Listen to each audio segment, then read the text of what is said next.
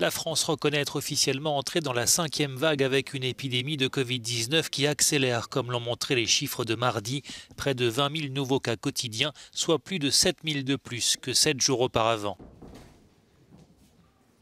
Le taux d'incidence est désormais supérieur à 100 sur l'ensemble du territoire et il est notamment particulièrement élevé en Corse, en Provence-Alpes-Côte d'Azur et en région Pays de la Loire. Partout, l'épidémie accélère et le virus reprend du terrain.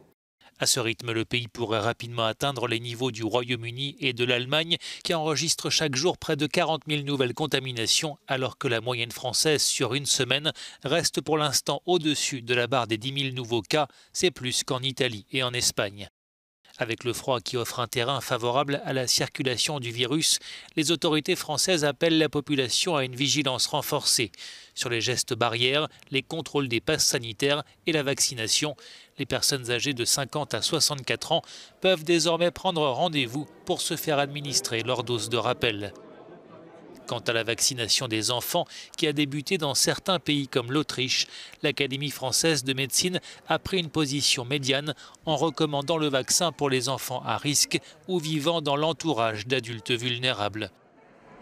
Aujourd'hui, 75% de la population française éligible au vaccin a reçu un schéma complet, tandis que plus de 6 millions de personnes n'ont pas été vaccinées.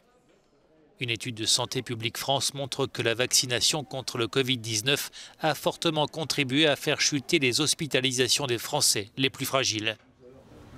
La crise sanitaire demeure source de tensions au sein de la population. En Guadeloupe, une grève générale a été décrétée contre le pass sanitaire et l'obligation vaccinale des soignants.